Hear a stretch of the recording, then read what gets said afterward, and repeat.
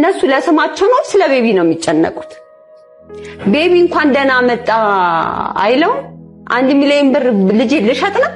1 ሚሊዮን ብር እኮ ለማሳከም አልነበረም እኮ የለም ለማሳከም አልወጣም እኮ ግን አሁን ስም ለማስደሰል 1 ሚሊዮን ብር ከየትም ይመጣል።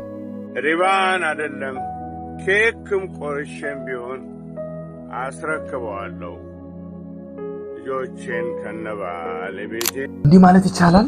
በጥይት አጠፋዋለሁ ከማለት አልፎ እንዲህ ማለት ረፉ የሹፌር ሚስቶች አትረብሹት፣ ረፉ የሹፌር ሚስቶች አደጋ መንስኤ አትሁኑት። አባቴ እንድጠይቀኝ ንገሩልኝ የአርቲስት ፍቃዱ ልጅ ዳዊት የተናገረው ቃል ነው። አርቲስት ይገረም ደጀነ ደግሞ ከዚህ ጋር ተያይዞ እጅግ በጣም አሳፋሪ የሆነ ተግባርን እንዳደረገ የገዛ የፍቃዱ ሚስት ተናግራለች። ከዚህ ጋር ተያይዞ ያለውን መረጃ አጣርቼ በደንብ በዚህ ቪዲዮ እነግራችኋለሁ። ብዙ ጊዜ በሶሻል ሚዲያ ጮሆ ያልተሰማ ሹፌር ሲሳይ ወይም አቶ ሲሳይ በሶሻል ሚዲያ አሁን በይፋ ወጥቶ ልጆቹ እንደሆኑ አምኖ ለረጅም ጊዜያት ያሳደጋቸው ልጆቹ እንዳልሆኑ መረጋገጡ በሶሻል ሚዲያ መነጋገሪያ ሆኗል። ለብዙዎቻችን ምን ማለት እንደሆነ እውነተኛ ይቅርታ አሳይቶናል። እስከ መጨረሻው ባካችሁ ይህንን ቪዲዮ እንድትመለከቱ ጠይቃችኋለሁ። ጋይስ ምንድነው በኢትዮጵያ እየተፈጠረ ያለው? እጅግ በጣም አነጋጋሪ የሆኑ ነገሮች በየቀኑ ይሰማል። ከአርቲስት ፍቃዱ ጋር እንግዲህ ተያይዞ ልጁ ወጥቶ በሶሻል ሚዲያ ስለ አባቱ የተናገረው ነገር ብዙዎችን አሳዝኗል። ዳዊት እንዴት ነህ? እግዚአብሔር ይመስገን። እንዴት ነህ? ደህና ነህ? እግዚአብሔር ይመስገን። ስንት ዓመት ነው? 17 የአርቲስት ፍቃዱ ከበደ ልጅ አይደለ? እሱን ትመስላለህ ወይስ ተሳስቻለሁ? አይኔ ነው እውነት? እሱን ስለምትመስል ምንድን ነው የሚሰማው? ኩራትና ደስታ። አባትህ አርቲስት ነው ይገባኛል። ኢትዮጵያ ውስጥ በጣም ታዋቂ ነው እረዳለሁ። ግን አባትህ ደግሞ አንድ አባት ነው። እሺ በሱ መንፈስ ነው የምናወራው የምንነጋገረው። እሺ ዳዊት በደንብ እያወራን እስኪ እንሂድ። እኔ ጋር ቅድም ስትመጣ የተሰማህን ስሜት መጀመሪያ ላናግረህ ብለኝ ያወራኸኝ ጉዳይ አለ። እስኪ ንገረኝ፣ ምንድን ነው የሚሰማ? ምንድን ነው ስለ አባት ስታስብ አባትህን በተመለከተ የሚሰማህን ስሜት እስኪ ለእኔም ለተመልካቾች ማጋር። አባቴ እንዳዱ ነው የምለው። እሺ ከዛ የዛኔ ዱባይ ደርሰን ስንመለስ ለምንድን ነው ልጄ እንዴት ነህ እንኳን ደህና መጣህ ያላለኝ ብዬ አስባለሁ። አላለህም? አዎ። አልተገናኛችሁም? ተገናኘን። ዱባይ ምን ነበረ ቆይታችሁ የነበረው? ለምን ነበር የሄዳችሁት ወደ ዱባይ? ለሕክምና። ሕክምና አድርገሃል? እስኪ የነበረውን የተሰማህን ስሜት ዱባይ ላይ ያሳለፍከውን ስሜት እና አባትህን እንዴት ጠብቀው እንደነበረ እስኪ አጫውተን። ዱባይ ላይ በጣም ከባድ ነው። ሙቀቱ አለ። ማንም ሰው ካጠገባችን የለም። እኔና እናቴ ብቻ ነን። በጣም ኃይለኛ ሙቀት ነው ያለው ዱባይ ላይ። እሱን ተቋቁመ ነው። ከዛ እናቴ ደግሞ ብቻዋን ናት፣ ማንም የላትም ካጠገቧ። ምግብም በቃ ይሄ ሙሉ ብዙ ነገር የተጓደለ ነው። ይቸግራል። እውነት ነው። ከዛ ለአባቴ አናግሬዋለሁ። ሕክምና አናግረኝ ከሰርጀሪ ተሰርቼ ከወጣሁ በኋላ አባቴ አናግረኝ ብዬ በቴሌግራም ሳናገረው እሺ ቆይ ስራ ላይ ነኝ። እዛም በቀጥታ ስደውልለት ስልኩም አይነሳም። ከዛ ለምን ብዬ አስባለሁ። ለምንድን ነው መጥቶ ያልጠየቀኝ? ለምንድን ነው ያላገኘኝ? ወይስ ልጁ አይደለሁም ወይ? እኔ ልጁ ለምን አይነግረኝም ብዬ በቃ አስባለሁ። ለምን እንደ አባት በቃ ቢያንስ ለምን አይናገረኝም ብዬ አስባለሁ። ቀጥታ ስደውልለትም አያነሳም። ለምንድን ነው የተፈጠረው? በአጭሩ ስነግራችሁ ይሄ እንግዲህ የአርቲስት ፍቃዱ ልጅ ነው። ልጁ ታሞ ወደ ዱባይ እንግዲህ ለሕክምና ይሄዳል ማለት ነው። ከዛ እዛ ታሞ ባለበት ከእናቱ ጋር ነው ሲያሳልፍ የነበረው። እሱ በስራ እንደሚያሳልፍ ታምኖ ማለት ነው። እዛ ባለበትም ጊዜ እንደማይጠይቀው እንግዲህ እየተናገረ ያለውን ሰምታችኋል። በዚህ ሂደት እንግዲህ ነገሩን አሳልፎ ወደ ሀገር ውስጥም ሲመለስ እንዴት ነህ እንዴት ሆንክ ብሎ አልጠየቀኝም። እንድጠይቅ ንገሩት ለአባቴ የሚል አይነት አቤቱታ ነው እንግዲህ በሶሻል ሚዲያ መጥቶ ያቀረበው ማለት ነው። በእውነት በጣም ነው የሚያሳፍረው ማለት ነው። ብዙ አባቶች ላይ በጣም ብዙ አባቶች ልጆቻቸውን ጠንቅቀው ለማሳደግ ዋጋ እንደሚከፍሉት ሁሉ ትንሽ የማይባሉት ደግሞ ልጆቻቸውን የጣሉ መሆናቸውን መውለድ ማለት ምን እንደሆነ ትርጉሙ እጅግ በጣም የሚያሳዝን አመለካከት እንዳላቸው እንግዲህ ልብ እያልኩኝ በተለይ በኢትዮጵያ ውስጥ እየመጣውኝ ያለው መውለድ ብቻውን አባት አያስበልም። ማሳደግ ካልቻለን ማሳደግም ብቻውን አይደለም፣ በጥንቃቄ ራሱን ሆኖ እንዲያድግ እያንዳንዱን ትሪት አለማድረግ ዋጋው ምን ያክል እንደሆነ በደንብ ያስተዋልኩበት የምሬን ነው የምላችሁ። ዴቭን ሳይ በጣም ነው ያዘንኩት። እንዲህ ብሎ ሲናገር መስማት ከትልቅ አርቲስት ያውም ትልቅ ለሌሎች ምክር የሚሆኑ ትልልቅ ስራዎች ላይ የምናውቀው ሰው በዚህ ልክ ወርዶ ማየት በጣም ያሳፍራል። የእውነት ነው የምላችሁ። እኔ አፍሬያለሁ ከምር ስለ አባትዬ እንደዚህ ወጥቶ መናገሩ በጣም ነው ያሳፍረኝ። እንዲህ ሆኖ በሶሻል ሚዲያ እስኪወጣ ድረስ ይሄ 17 ዓመት ልጅ መጨነቁ አባት እያለው በሶሻል ሚዲያ መውጣቱ እጅግ በጣም ያሳፍራል። ያውም ታሞ አሁንም ሕክምናው አላለቀም። ስለ እናቱ ያለውን ነገር ደግሞ ጥቂት ላጋራችሁ። ምን አይነት ነገሮችን ስታሳልፍ እንደነበረ፣ ምን አይነት ነገሮችን ስትጋፈጥ እንደነበረ ስለ እናቱ ተናግሮ ነበር። ሚስቴ ቆንጆ ናት። ከዛ እናቴንም ሲያገኛት ቆንጆ ነበረች። እውነት ለመናገር አሁን ነው እንደዚህ እኔ ስታሳድግ ነው። እውነት ለመናገር በጣም ተጎድታለች እናቴ። እኔ ስታሳድግ ብዙ ነገር ሆናለች። አሁን ግራጄን ሲያመኝ በግራዬ ነው እንትን የሚለው ግራጄን ሲያመኝ ምናምን ስንቀጥቀጥ ምናምን ቀናቴ ግራጄን ለማንሳት ስትል ብዙ እኔ ይከብዳታል። የሆነ ከክብደትም ስላለ ይከብዳታል። ከዛ ብዙ ነገር አሁን ደስ ያልነበረችም ድሮ ፎቶ ራሳዬ እችላለሁ። አምናለሁ። እሺ አምናለሁ። ቆንጆ ነች፣ ዛሬም ቆንጆ ነች። እሺ ዛሬም እናት ቆንጆ ነች። አምናለሁ። ግን እንደ ድሮ አይደለችም። በቃ የሆነ ይሰማኛል አሁን እናቴን ድሮ እንደማያትና የሆነ በቃ እንደ ድሮ አይደለችም። የሆነ አለ አይደለ ድሮ እንደነበረችው ተራረጣ እንዳይሆን አይደለም። እሱ ይከፋኛል። አሁን ሚስቴ ቆንጆ ናት ሲል አይ ዶንት ኖ ብቻ ሲል እናቴም ድሮ ቆንጆ ነበረች። ለምን የእናቴም ሞራል እንትን ይነካዋል ብዬ አስባለሁ። የእሷንም ሞራል ነፍቶ የኔንም ሞራል እንትን ይለዋል። እናቴ እንዴት ነው ቆንጆ አይደለችም እያሳለ ቆንጆ ሳይሆን በቃ ይሆናል አይደለ የልብ የመሰረት ስሜት ሰማኝ። እረዳሃለሁ። አይ አንደርስታንድ እኔ በደንብ እረዳሃለሁ፣ ይገባኛልና የመጀመሪያ ልጅ ስለሆንኩ የመጀመሪያ ልጅ አለህ ብዬ አስባለሁ። አንተ አለኛ ከዛ የመጀመሪያ ልጅን ስታወራ እንዴት ነው ከሰዎች ጋር ስታወራ ልጄ እንደዚህ ትላለህ አይደል? እንደዛ ቢል አሁን ደስ ይለኛል። ስለ ልጆቹ ሲያወራ ማለት ነው። የመጀመሪያ ልጅም ስለሆንኩ የበኩር ልጅ ምን ስላለኝ ብሎኛልና እንደዛ ቢናገር ደስ ይለኛል። ለኔ ለመንፈስም ደስ ይለዋል። ያኔ ኢንተርቪዎቹ ላይ ቢያነሳክ ቢያወራ ስላንተ ቢናገር ደስታ ይሰማሃል። አባቴ ሚዲያ ላይ ስለወጣሁኝ አፍሮብኛል፣ ተሸማቆብኛል፣ በዛ ምክንያት የጠፋው ብለህ ታስባለህ? አዎ አስባለሁ። እውነት በለኝ። አባቴ አሁን ከዛ በፊት ይመጣ ነበር፣ ከዛ በኋላ ግን አይመጣም። ለምን አፍሮብኝ ነው? እኔን ስለማይወደኝ ነው በቃ ብዬ አስባለሁ። በቃ አሳፈርኩት ወይ እኔ መታከሜ ኃጢአት ነው ወይ ለሱ ብዬ አስባለሁ። አንዳንዴ ብቻዬን ስሆን መታከም አልነበረብኝም ወይ? የኢትዮጵያ ሕዝብ እኔን ማሳከም አልነበረበትም ወይ ብዬ አስባለሁ። ለምን እንደዛም ከሆነስ ደግሞ ለምን ቢነግረኝ፣ ግልጹን ቢነግረኝ አባት አይደለም ወይ? ቤት ውስጥ እንደ መጀመሪያ ልጅ መሆን ያለ ትልቅ ነገር የለም። መልካም ነው የመጀመሪያ ልጅ መሆን። ግን አንዳንድ ጊዜ ደግሞ ክፉ ቤተሰብ ከገጠማችሁ የመጀመሪያ ልጅ እንደመሆን ያለ እጅግ በጣም የሚከብድ በዚህ ምድር አስጨናቂ ነገርም የለም ጋይስ። እና ይህ ልጅ የመጀመሪያ ልጅ ነው ታውቃላችሁ። የመጀመሪያ ልጄ ብሎ እንኳን አንስቶት እንደማያውቀው እየተናገረ ነው። ከሌላ ሰው ነው እንዴት ወለድኩት፣ የሌላ ልጅም ከሆንኩኝ ቢነገረኝ። ሶሻል ሚዲያ ላይ ወጥቶ የታከመበትን ሂደት ሁላችንም እናውቀዋለን። ያኔ ወጥቶ በሶሻል ሚዲያ ሲናገር እሱ ቢጠይቀውና ለማሳከም በቂ ቢሆን ኖሮ እኮ አይወጣም። አሳፈርኩት። ለምን ያፍራል? ማሳከም ካልቻለ ለምን ያፍራል? ምንድነው ልጅ ማለት? የእውነት እንደ አንድ ወጣት ትልቅ በጣም ከባድ ስሜት ነው የሚሰማኝ። ልጄ እንድለኝ እፈልጋለሁ ስል ልጁ ካልሆንኩኝ እንገረኝ እስክል ድረስ ልጅ ተጎሳቅሎ በሶሻል ሚዲያ ወጥቶ እናቱን ያሸማቀቃት እንደነበረ ይሄ ህመም ለሚገባችሁ ነው የምነግራችሁ። እናት ስትሸማቀቅ ማየትና መስማት አስቡ። ዋጋ ስትከፍል የነበረች እሱ ተደብቆ የትም ባለበት ሰዓት ዋጋ ስትከፍል የነበረችውን እናት ሲገልጽ እናቴ ቆንጆ ነበረች አለ። በቃ እኔን ግን ስታሳቅ እኔ ሳገኛት እናቴ ውብ ነበረች አለ። ውበቷን ግን እኔን ስታሳድግ አጥታለች አለ። ሰማችሁ? እናትነት፣ እውነተኛ እናትነት ከባድ ነው በጣም ስሜቱ።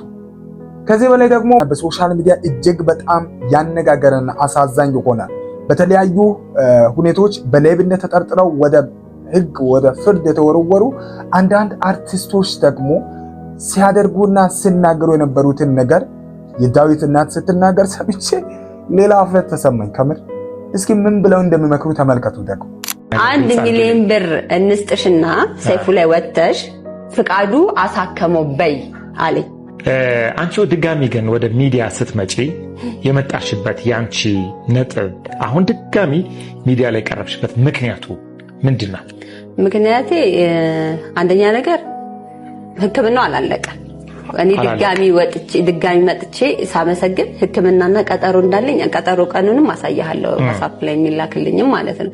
ቀጠሮ አለኝ። መድኃኒት የሚወስደው ክትትል ያስፈልገዋል። ግን በቃ ክትትሉ ቆመ። እኔ የለኝም፣ አባትየውም ጠፋ፣ ከአቅሜ በላይ ሆነ። ሰዎችን ሁሌ ደግሞ መጠየቅም ቲክቶክ ላይ እንዲያርጉልኝ ሁሌ በሰው ትከሻ ላይ ብዬ ነው እኔና ይዤው መጥቼ አንተ ጋር እንትን ያልኩት። ከምንም በላይ ደግሞ ጓደኞቹ እነ ይገረም፣ ሰለሞን፣ ቤቢ ነበሩና በወቅቱ ስትመጪ ታመሰግኛለሽ ብለውኝ ነበር። አመሰግናለሁ። በጣም ደስ ይላል ብያቸው ነበርና አመሰግናለሁ፣ ችግር የለም ብያቸዋለሁ። እንደመጣው ግን በገባው በማግስቱ ለይገረም ደወልኩለት። ማንን ነው ማመስገን ያለብኝ ስለው ሚሚዬ ተረጋጊ ቆይ ምናምን ነገር አለኝ። እሺ ከዛ የሆነ ሰዓት ላይ ደወለልኝ። አቤት ምናምን ነገር አልኩት። ይኸውልሽ አለኝ ስለው ፌስቡክ ላይ የጻፍሽው በጣም ደስ ይላል፣ አመስገነሻል፣ ጎበዝ ምናምን አለኝ። አንድ ነገር ልበልሽ አለኝ። አሁን ሰይፉ ላይ ወጥተን አለኝ እንመራረ ከፍቃዱ ጋርም ሰይጣን እናሳፍረው እንጨባበጥ አለኝ። በምን ምክንያት አልኩት። 1 ሚሊዮን ብር ይሰጥሽና ፍቃዱ አሳከመው በይ። ምን አልኩት? ምን ማለት ነው አልገባኝም። ቆይ አንዴ 1 ሚሊዮን ብር እንስጥሽና ሰይፉ ላይ ወጥተሽ ፍቃዱ አሳከመው በይ አለኝ። ማን ነው 1 ሚሊዮን ብር የሚሰጥሽ? አላውቅም። እነሱ ሊሰጡሽ ነው ወይስ ፍቃዱ ሊሰጥሽ ነው? እነሱ ይስጡኝ፣ ፍቃዱ ይስጠኝ፣ ማን ይስጠኝ አላውቅም። ብቻ ሰይፉ ላይ ቀርቤ 1 ሚሊዮን ብር ይሰጠኛል። ፍቃዱ አሳከመውልና ከፍቃዱ ጋር ጨባበጣለሁ። ሰይፉ ላይ ወጥቼ የፈለገው ይገረም ደውሎ ማለት ነው። ምን አልኩት? ከዛ በኋላ በጣም ማለት እንዴት ልበልክ አዘንኩ። እነሱ ለስማቸው ነው ስለ ቤቢ ነው የሚጨነቁት። ቤቢ እንኳን ደህና መጣ አይለው። 1 ሚሊዮን ብር ልጅ ልሸጥ ነው ለኔ 1 ሚሊዮን ብር ቤቢን ይተካልኛል? ቤቢን አገኘዋለሁ? ያሳለፍኩት ህይወት እኮ ማአት ነው። ቆይ ግን በብር እነሱ ሰው ለብሰው ይሄ አርቲፊሻላቸውን ነገር ተናግሬያለሁ ከዚህ በፊት። ይሄ እኔ ጋር ሲመጡ ቡትትትት ነገር አርጎ ይመጣል ሁሌ ፍቃዱ። ያ አይደለም ህይወት። ንጹህ ሆነ ምን ይልበሰኒ ስለ ልብሱ እኮ አይመለከተኝ። እኔ ጋር ሮጌ ልብስ ለበሰ ዘነጠ ለሚሚ ከፍም ዝቅም አያረጋት። እኔ ጋር የሚመጣው ልጁን ብሎ ነው። ልጁን አግኝቶት የአባትነት ፍቅር እንዳያጣ ብዬ ነው ብዙ ነገሮችን ቆስዬ ይዤ ለልጄ ብቻ መጎዳት ስላለብኝ እማገናኘው የነበረው። ከኔ ጋር ስለተለያየ ከልጁ ጋር መለያየት አባት ነው፣ ሌላ አባት የለውም እኮ በቃ ፍቃዱና ፍቃዱ ብቻ ነው አባቱ። ያ እንዳይቀር ብዬ ነው። እኔ እኮ ቤቢ ይሄ ነገር እኮ ላይ አወራልክ ይችላል። ዛሬ አባቴ መጥፎ ነገር ማውራት ይችላል ለልጄ፣ ለአባቱ መጥፎ ነገር ማውራት ዛሬ አባቴን አፈቀኝ ብሎ ያወራልህ። ብዙውን እናንተ ሚዲያው ላይ ገብታችሁ ማየት ስለምትችሉ ልታው ግን በጣም ነው የሚያሳፍረው። የእውነት ጓደኛ ሲመክር ክፉንም ከመከረ መልካሙንም ከመከረ ያጠፋል የሚባለው እንግዲህ እነሱ እንደተለያዩ ይታወቃል። ልጁን ያስተምር ነበር ከረጅም ጊዜ ጀምሮ ለልጁ ወረዲ 2500 ብር 2000 ብር ይሰጣው እንደነበረ ነግራለችና በጣም የሚያሳዝነው ከጎን ያሉ ጓደኞቹ ይገረም። አይታችኋል ምን እንዳለ? ከሰው ይልቅ ለስማቸው ከሊና ይልቅ ለስማቸው የቆሙ እንደሆኑ አስተዋላችሁ? 1 ሚሊዮን ብር ይሰጥሻል ወጥተሽ በሰይፉ ሾው ላይ ያሳከመው ልጄን ፍቃዱ ነው አባቱ ነው ብለሽ ተናገሪ ብለው ገንዘብ ለመስጠት። ለማንኛውም እሱን ገንዘብ ራሱ ማን ነው የሚሰጠው? ማን ሊሰጥ እንደሚችል አይታወቅም፣ ግን ይሰጣታል ተብሎ የተነገረውን ነው እምላችሁ። አሁን የሰማችሁትን ነው የደገምኩላችሁ እንጂ ሌላ ነገር አልተናገርኩም። ሰው ለእውነት ከመኖር ይልቅ ራሱን ለማሳየት ምን ያህል ዋጋ እንደሚከፍል የልጁ ሰው መሆንና መዳን አያሳስበውም። ግን ስሙን ለማደስ ከሌሎች ጋር ከኋላ ሲመሳጠር ምን አለበት አንዳንድ ጊዜ ባንወለድ እላለሁ። በእውነት እንደዚህ ለመሆን ባንወለድ። 1 ሚሊዮን ብር እኮ ለማሳከም አልነበረም እኮ የለም፣ ለማሳከም አልወጣም እኮ። ግን አሁን ስም ለማደስ ስል 1 ሚሊዮን ብር ከየትም ይመጣል? በሶሻል ሚዲያ ወጣ ተለምኖ ገንዘብ ተሰብስቦለት ሄዶ አባት ሆኖ እሱ ጥሎ የሄደውን ልጅ የምን አባትነት ነው? ሄዷል እኮ ጥሎ አይደል? ስለዚህ ህመሙ ምን እንደሆነ፣ ረሃቡ ምን እንደሆነ፣ ማጣቱ ምን እንደሆነ ለማየው ሰው የምን አባትነት ነው? አባትነቱ እሺ ለማሳከም ካልቆመ ደግሞ የስም አባትነትስ ምንድን ነው? ቆይ ለምንድን ነው የምናገባው? ለምንድን ነው የምንወልደው? ለምንድን ነው ጥንቃቄ የማናደርገው? ከፊት ያለን ሰዎች እንደዚህ ከሆነን ቀጣይ ያለው የትዳር ተስፋውስ ምንድን ነው? በእርግጠኝነት አሰሙ ብዙዎቻችሁ ይህንን ቪዲዮ አታዩትም። ጥቂት ሰው ያየዋል፣ ግን ለጥቂት ሰው ይሆናል። ትዳር የሚባለው ነገር እኮ እስከ ሞት የምንኖረው ነው። በቃ ሞተን የምንለያይበት ነው። ልጆቻችን ማለት ከስጋችን ቆርጠን እንኳን በህይወት ስንኖር እኛ ለምነን እነሱ መለመን የለባቸውም እኮ እኛንን መለመን ያለብን ለነሱ። ለማንኛውም ግን ይሄ ቤተሰብ እንዲህ ሲቀጥል አርቲስቶች እናንተ የስራችሁን ይስጣችሁ። ልጁን ከማዳን ይልቅ የጓደኛችሁን ስም ማሳደስ የቀደመባችሁ። በጣም አዝኛለሁ ከምር። እኔ አንድ ኢትዮጵያዊ ብቻ ሳይሆን እንደ አንድ ወጣት እንደ አንድ ሰው በጣም አዘንኩ የምር። በቃ ከዚህ የሚበልጥ ሀፍረት የለም። ግን ይህንን ለመሸፈን ደግሞ በገንዘብ ከኋላ ተደራደሩ ሂዱና ዳዊት ጤናውን እንግዲህ ፈጣሪ ሙሉ በሙሉ እንደሰጠው ነው የምንመኘው። በሶሻል ሚዲያ መነጋገሪያ የነበረው አንዱ ይሄ ነበር ጋይዝ። በጣም ብዙ ጊዜ ተናግሮ በሶሻል ሚዲያ በራሱ አካውንት ብዙ ጊዜ ስለ ሚስቱና ስለ እንጀራ ልጆቹ ብዙ ጊዜ ሲያወራ የነበረ ሹፌር ወይም አቶ ሲሳይ ከሰሞኑን በየውሃ ሚዲያ ላይ ቀርቦ ነበር ጋይዝ። እውነት ግን እንደዚህ አለ ወይ? ምን ነበር በሶሻል ሚዲያ በተደጋጋሚ ምን እናገር ነበር? አጭር ብዙ ጊዜ ስጮህ ብዙዎቻችን ያላየነውን ቪዲዮ ላሳያችሁ።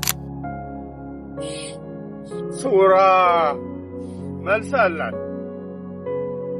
እውነቱን ደብቃ አታስቀርም።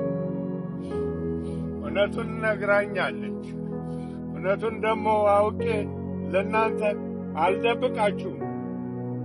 መስማትና ማወቅ አለባችሁ። ልጆቼ ብዬ የኖርኩት ልጆቼ የኔ እንዳልሆኑ እወቁ ጓደኞቼ።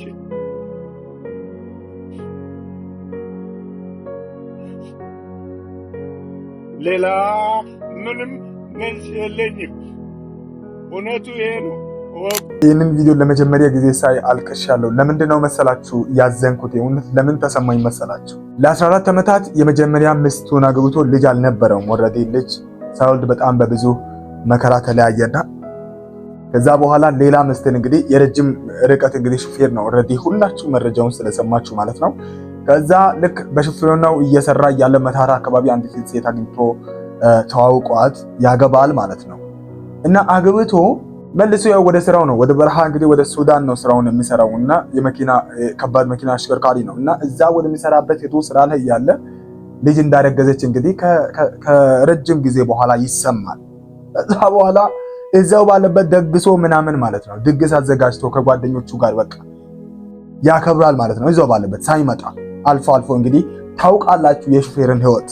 በእውነት ይሄንን ቪዲዮ ስሙልኝ፣ ተረጋግታችሁ ቆዩና ለብዙዎችም ሼር አድርጉ። ጥሩ ጠቃሚ ነገሮችን ታስተውሉበታላችሁ። ሹፌር ከሆናችሁ፣ ሴት ከሆንሽ፣ ወንድ ከሆንክ እባክህን ተጠንቅቀ ይሄንን ቪዲዮ ስማኝ።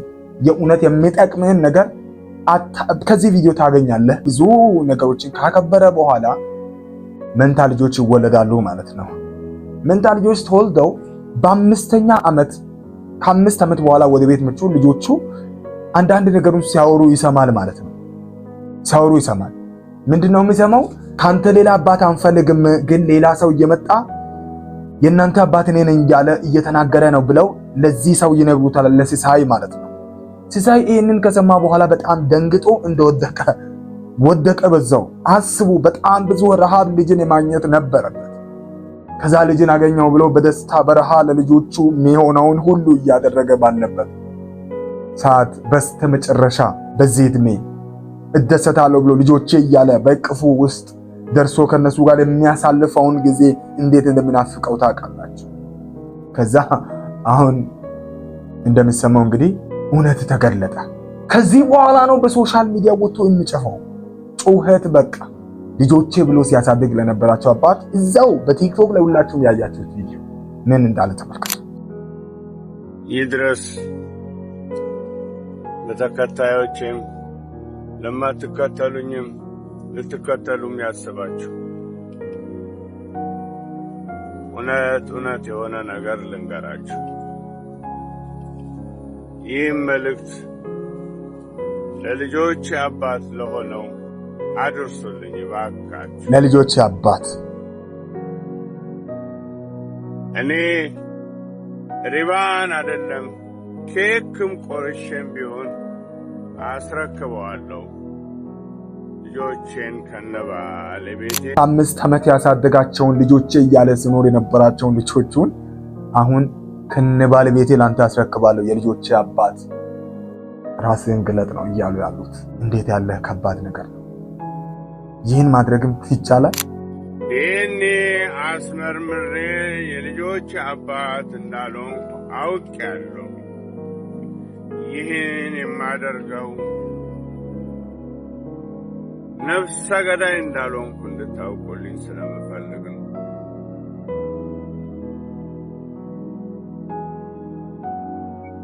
የልጆቼም አባት በድብቅ ከሚኖር ግልጽና እውነት በሆነ መንገድ ኬክ ቆርሼ ላስረክበው ንገሩኝ እባካችሁ፣ ንገሩልኝ እባካችሁ። ሳይሳቀቅ እንዲኖር ንገሩልኝ እባካችሁ።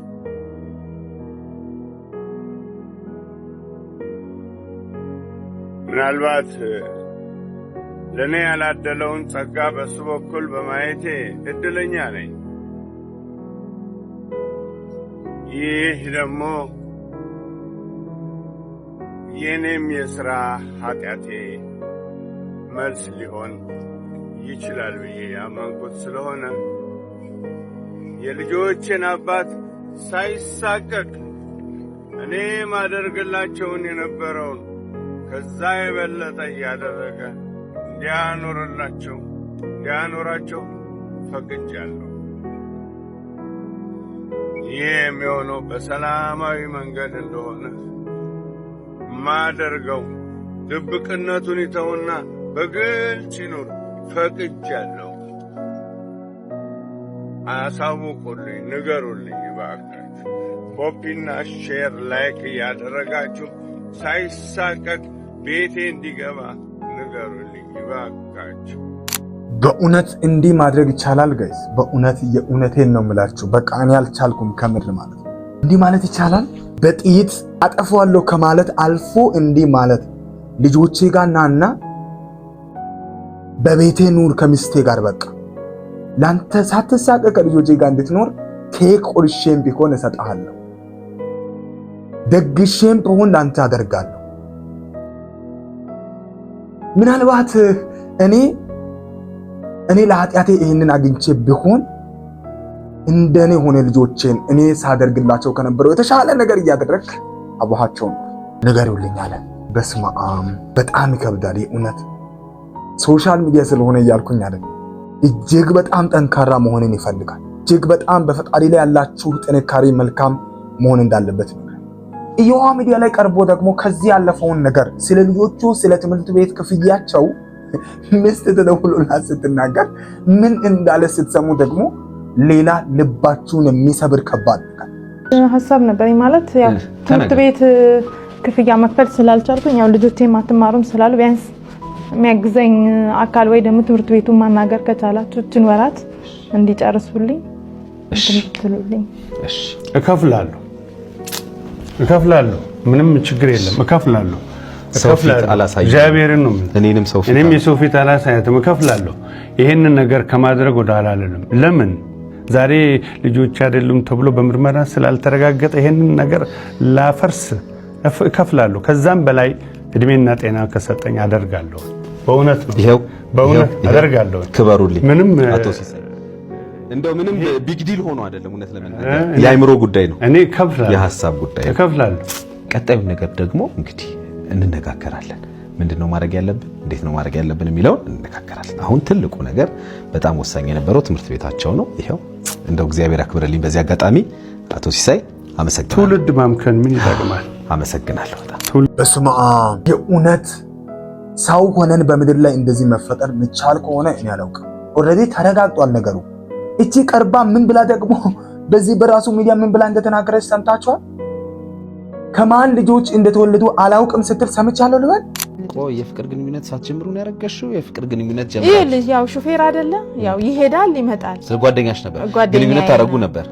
ስለዚህ ጓደኛሽ ሆኖ እያለ ነው አንቺ በድንገት ከሌላ ሰው ጋር ባረግሽው ግንኙነት የጸነሽ። ታውቂዋለሽ ሰውየው? ያው እኔ ከወጣም ስለቆየው ያን ያህል እኔ የት ይኖር የት ማቀው ነገር የለም። ግን አይ ሰው ገባኝ። ቦታውን የሚኖረን አድራሻ አይደለም ያልኩሽ። የልጆችን አባት ያስረገዘሽን ሰውዬ ታውቂዋለሽ? እኔ ያው በሳቱ ያው ወጣትነትም ትንሽ ስለነበረ ያው እንዲህ ነው ብዬ እንትን ማሰብን አልቻልኩም፣ ማወቅ አልቻልኩም። ማለት ማሰብ አልቻልኩም ማለት እንዳረገዝኩ አወቅኩ አልሽ። ከዛ ነገርሽው ከሱ ጋር ተነጋገራችሁ። በቃ ችግር የለም ሚስጥር ይሁንና እስከ ለተሞታችን እንኑር ተባባላችሁ። አሳድጋለሁ አለ። ግን እንደዛም ሲል መቼም አይምሮሽ ውስጥ የሆነ ነገር አይመጣም? ለነዚህ ልጆች ነገ አባታቸው ማሳወቅ አለብኝ የሚለው ነገር አላሰብሽም? እኔ እንጃ ያው ያን ሰው አባታ ብዬ አላሰብኩም። ያሰብኩት በቃ ያው የወለደ ሳይሆን ያሳደገ ነው። ያው ገና ምንም እንትን ሳይል ነው እንትን ያልኩትና ያን ነገር አስቤው አላውቅም። ስለዚህ አሁን ያ ሰው ይኑርም አይኑርም የት እንዳለ ማጣቂ አያሳፍርም? ደግሞ ይሄ ማን ከማን እንደወለድኩ አላውቅም። እንዴት አይነት ቀልድ ነው? ቆይ እናንተ ልጅን እንዴት እያየነው ይሁን? በእናታችሁ እንዴት ቆሻሻ አድርገን እያየነው ነው? ምን እየሰራን ነው ያለ ነው? በጣም ገረመኝ። ጭራሽ ከማን እንዳረገዝኩ ከማን እንደወለድኩ አላውቅም። ይሄን እያለች እንዲህ ለምትዋሽ ሴት ልጆቹን ትምህርታቸውን እስከ መጨረሻው አደርሳለሁ፣ እጨርሳለሁ፣ እንዲጨርሱ እኔ እከፍላለሁ ክፍያውን። ትውልድ ለምን ይቀጫል? ምን አይነት ሰው ነው? ምን አይነት ማንነት ነው? ምን አይነት ሁለንተና ነው? ምን አይነት ሰብአዊነት ነው? ለሹፌር ሚስቶች የተናገረውን ነገር ያጋራቸው። እረፉ እረፉ እረፉ እረፉ እረፉ እረፉ የሹፌር ሚስቶች እረፉ እረፉ እረፉ እረፉ የሹፌር ሚስቶች። ሲወጣ መርቃችሁ ሸኙት። ሲገባ እንኳን ደህና መጣህልኝ ብላችሁ ተቀበሉት። እቅፍ ድግፍም አድርጉት። ለአደጋ መንስኤ አትሁኑት። ሰላምና ደስታ ፍቅሩን ስጡት። ወጥቶ እንዲገባ ደስታው ሰላሙ እናንተ ናችሁና ሰላሙን ስጡት፣ ሰላሙን ስጡት። እረፉ እረፉ እረፉ የሹፌር ሚስቶች አትረብሹት። እረፉ እረፉ እረፉ የሹፌር ሚስቶች አደጋ መንስኤ አትሁኑት። እረፉ እረፉ የሹፌር ሚስቶች መርቃችሁ ሸኙ። ሲመጣ በፍቅር ተቀበሉ። ምናልባት እንደ ቀላል መልእክት አይታችሁ ነው አይደለም? ይሄ ትልቅ የሆነ የተቃጠሉበትን ህይወታቸውን እየተናገሩ በጣም ነው የሚያሳዝነው። ትናንትና በአካል ከአንድ ሰው ጋር ቁጭ ብዬ የሰማሁት ነገር ባሎቻቸው ፊልድ ዋጋ እየከፈሉ ሚስቶቻቸው ቤት ውስጥ የምትሆኑት ነገር በፈጣሪ ዋጋ ያስከፍላቸዋል። ውርደታችሁ አይቀርላችሁም። ፕሊዝ በፊልድ ለሚያሳልፉ ባሎች መልካም ሚስት ሆኑላቸው። አንዳንድ በፊልድ ያሳልፉ ደግሞ የምትወሰልቱ ወንዶችም ተጠንቀቁ። እኔ ያዝኛለሁ ከምር ግን በጣም አሳዝናለሁ።